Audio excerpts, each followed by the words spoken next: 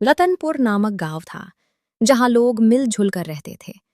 इसे गांव में एक बहुत स्वादिष्ट चाय की दुकान थी। अरे रामलाल भाई, जल्दी चाय दे दो। हाँ हाँ, बहुत जोर की भूख लगी है। हाँ हाँ, चाय तैयार है, बस अभी देता हूँ। ये सलीम जल्दी कर। सभी लोग आनंद लेकर चाय पीते हैं। तभी अरे भाई, चाय एकदम बढ़िया बनी है।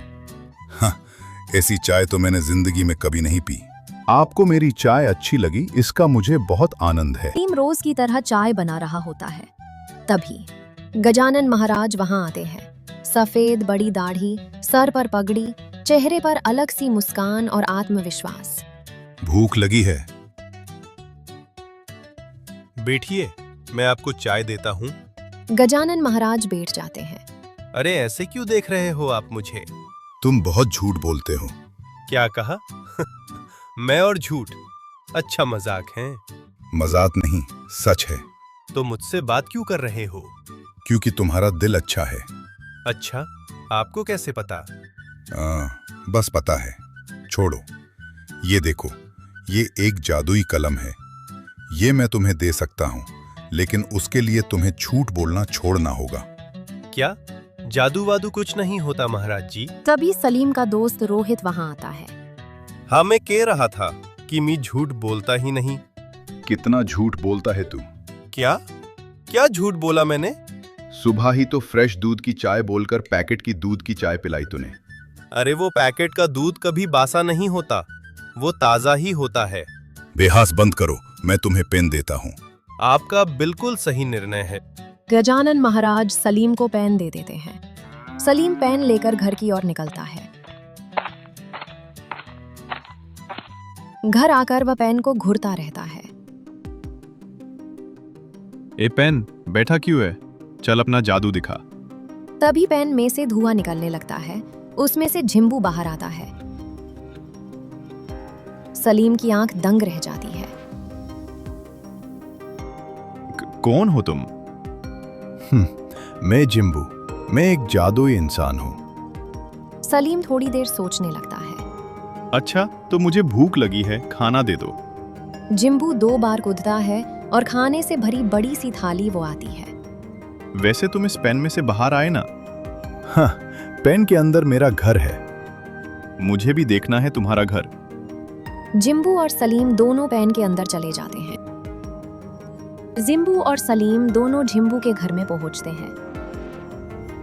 सलीम फिर से चौंक जाता है। झिम्बू उसे देखता है। अरे तुम्हारा घर तो बिल्कुल राजमहल की तरह है। हाँ, बिल्कुल वैसा। तुम चाहो तो यही रह सकते हो। अरे वाह, मेरी तो किस्मत ही बदल गई। बहुत मजा आएगा अब। जिम्बू अपने बिस्तर पर जाकर लेट जाता है। तब अरे ओ झिम्बू, तुम्हें सोने के लिए किसने कहा? अब तुम मेरे गुलाम हो। मैं जैसा कहूंगा वैसा ही तुम्हें करना पड़ेगा। उठो। बेचारा झिम्बू उठ जाता है। सेठ रामलाल अपनी दुकान पर काम कर रहा था। तभी सलीम वहां आता है। आ गए आप। मालिक, अब जल्दी से ये बचे हुए बर्तन भी धो दीजिए। अरे मालिक, आप ऐसा क्यों कह रहे हैं? हाँ तो क्या करूं, तुझे अपने सर पे चढ़ा कर रख। इस सेठ का तो रोज का हो चुका है। यार जिम्बू, कूच करो। ऐसा करो कि मुझे सेठ बना दो और इसे मेरा नौकर बना दो। तभी सलीम के जेब में से आवाज आती है।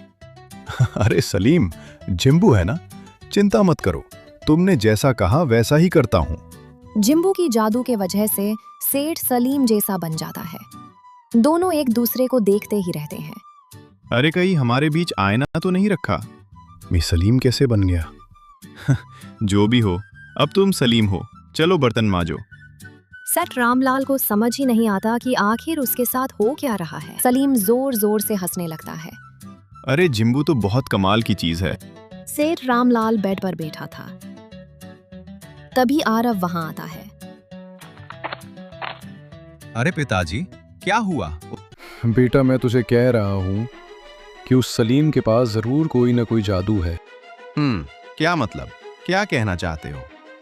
अरे बेटा, आज मैं बिल्कुल सलीम में बदल गया था। हम दोनों बिल्कुल एक जैसे दिख रहे थे। और उसने मुझे बर्तन मांजने के लिए कहा और मैंने मांजे भी। क्या पिताजी, आप भी ना? अरे बेटा, मैं बिल्कुल सही कह रहा हूँ। ठीक है, मैं देखता हूँ, आप चिंता मत कीजिए। जिम्बू और सलीम सो रहे होते हैं। तभी सेठ रामलाल का बेटा आरव चुपके से वहां आता है। अच्छा, तो इसी गुलाबी नीले जानवर के कारण ये इतना अमीर हो चुका है। आरव जिम्बू को छूने की कोशिश करता है, लेकिन वो जोर से नीचे गिरता है। गिरने की आवाज सुनकर सलीम जाग जाता है। अरे राघव सेठ, इतनी रात को आप यहाँ क्या कर रहे हैं? इसी गुलाबी नीले जानवर की वजह से तू इतना अमीर हो गया है ना? आप क्या कह रहे हैं? मुझे कुछ समझ नहीं आ रहा। मुझे सब पता है कि ये जानवर जादुई है। मैं कुछ सुना नहीं चाहता। अभी के अभी इसे मेरे हवाले कर दे। ठीक है, आपको इसे ले जाना है तो ठीक है जिम्बू। आज से ये तुम्हारे मालिक है। ये जो कहेंगे वो करना। ठीक है सलीम, जैसा तुम कहो। हाँ तो नए मालिक बोलिए, क्या इच्छा है आपकी? मुझे इस शहर का सबसे बड़ा आदमी बना दो। जिम्बू 2 बार कूदता है। अरे ये क्या कर दिया? मुझे अभी के अभी ठीक करो, वरना बहुत बुरा होगा। एक बार की हुई जादू बदली नहीं जा सकती।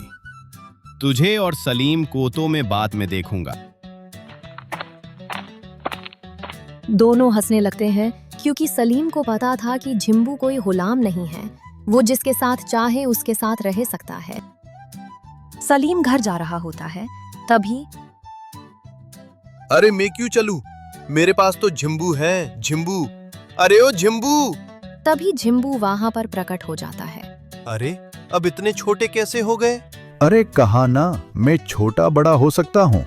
अच्छा वो सब छोड़ो झिम्बू, अब मेरे लिए एक ऐसा वाहन ले आओ जो दुनिया का सबसे बेशकीमती वाहन हो, जिससे मैं घर जा सकूं। तभी जिम्बू 2 बार कूदता है और एक बैलगाड़ी वहां आती है। अरे ये क्या लाए तुम? मैंने तुमसे आलीशान वाहन मांगा था। अरे यही है दुनिया का सबसे आलीशान वाहन, बैलगाड़ी। ये क्या मजाक बना कर रहा है? सलीम, इससे आरामदायी कोई वाहन नहीं दुनिया में। चलो। सलीम जिम्बू के साथ बैलगाड़ी में बैठकर ही घर जाने लगता है। अब सलीम जिम्बू की मदद से झोपड़ी से अच्छे बड़े घर में रहने लगा। कभी साइकिल पर न घूमने वाला सलीम आज बाइक पर घूमने लगा। आरव को सलीम को देखकर सिर्फ और सिर्फ गुस्सा आता। सलीम घर जा रहा था। तुम्ही रास्ते में उसे एक आदमी रोता हुआ दिखता है। अरे क्या हुआ? रो क्यों रहे हो? बेटा, गरीब इंसान की जिंदगी बहुत कठिन होती है। उसे कुछ भी आसानी से नहीं मिलता। 2 वक्त का खाना खाने के लिए भी दिन रात होटल पर काम करता हूँ। रहने के लिए घर नहीं, इसलिए बेटे की शादी भी नहीं हो रही। सलीम सोच में पड़ जाता है। यार, लोगों की जिंदगी कितनी मुश्किल है। मेरे पास तो मेरा जिम्बू है, मुझे तो सब आसानी से मिल जाता है। नहीं नहीं, मुझे ऐसा नहीं करना चाहिए था। मैंने जिम्बू का इस्तेमाल अपने स्वार्थ के लिए किया। सलीम वहां से गरीब इंसान को कुछ पैसे देकर निकल जाता है। सलीम घर आ जाता है। जिम्बू, अरे ओ जिम्बू, कहाँ हो? यही हूँ, पीछे तो देखो। जिम्बू को देखते ही सलीम चौंक जाता है और धड़ाम से नीचे गिर जाता है। अरे इतने बड़े कैसे हो गए? मैं अपना रूप छोटा मोटा कर सकता हूँ सलीम। अच्छा अच्छा, अब डराओ मत और पहले जैसे छोटे हो जाओ। जिम्बू फिर से छोटे रूप में आ जाता है। वैसे मुझे क्यों बुला रहे थे तुम? चलो, हमें कहीं जाना है, बहुत जरूरी है। सलीम जिम्बू को लेकर गजानन महाराज के पास जाता है। नमस्ते बाबा, मैं सलीम। आपने मुझे पहचाना? हाँ बेटा, बोलो क्या बात है? बाबा, मैं अपने साथ झिम्बू को लेकर आया हूँ। कृपया आप इसे अपने पास रख लीजिए। क्या हुआ सलीम, अचानक? सलीम, मेरे दोस्ती का तुमने अच्छा सिला दिया। क्या मैं तुम्हें इतना बुरा लगता था? ऐसा नहीं है जिम्बू, तुम इस दुनिया में बिल्कुल सुरक्षित नहीं हो। तुम्हारा सलीम के साथ रहना उसके लिए बहुत बड़ी मुसीबत खड़ी कर सकता है। क्या तुम ये चाहते हो? नहीं नहीं, मैं अपने दोस्त सलीम के लिए मुसीबत नहीं बनना चाहता। बिल्कुल सही निर्णय जिम्बू। आपका बहुत धन्यवाद गजानन महाराज। लिंबू, इस तेन के अंदर आओ। जिम्बू पेन के अंदर चला जाता है। सलीम दिखाता तो नहीं, लेकिन अंदर अंदर बहुत दुखी हो जाता है। सलीम, अब तुम निश्चिंत होकर घर जा सकते हो। सलीम घर चला जाता है। इस कहानी से हमें ये सीख मिलती है दोस्तों, याद रखना, किस्मत का जिन सिर्फ उनका साथ देता है जिनके इरादों में जान और मेहनत में ईमानदारी होती। जादू से दौलत तो मिल सकती है, लेकिन इज्जत और कामयाबी अपने हुनर से कमाई जाती है। खुद पर यकीन रखो कि असली जादू चिराग में नहीं, आपके हाथों की लकीरों और मेहनत में है।